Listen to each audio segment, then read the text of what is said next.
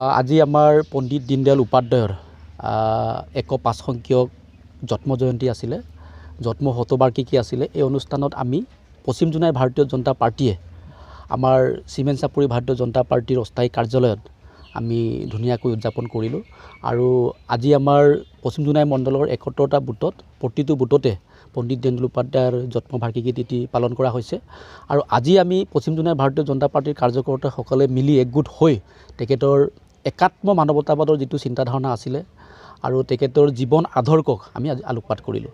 সেইটোৰ কাৰণে আজি পশ্চিম জোনাই ভাৰতীয় জনতা পাৰ্টীৰ উদ্যোগত আমি ধুনীয়াকৈ পণ্ডিত দীনদয়াল উপাধ্যায়ৰ জন্মবাৰ্ষিকী তিথি পালন কৰিলোঁ। উপাধ্যায়ৰ জন্ম বাৰ্ষিকী আমি পালন কৰিলোঁ।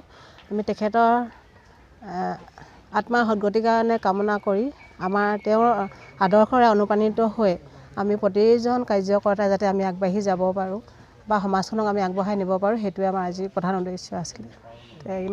আমাৰ পশ্চিম জোনাই মণ্ডলৰ আজি পণ্ডিত দীনদয়াল উপাধ্যায়ৰ 105তম জন্মবাৰ্ষিকী আমি পালন কৰিছোঁ।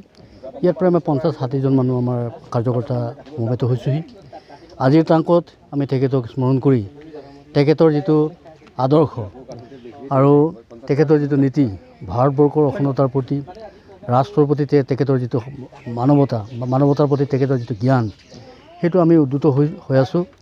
আৰু তেখেতৰ এই আদৰ্শখিনিক আমি জনসমাজৰ মাজত লৈ গৈ সমাজৰ শেষৰতম মানুহক যাতে আমি উন্নতিৰ পথলৈ আনিব পাৰোঁ, তাৰ উদ্দেশ্য আগত ৰাখি আমি পালন কৰিছোঁ আৰু সংকল্পবদ্ধ হৈছোঁ।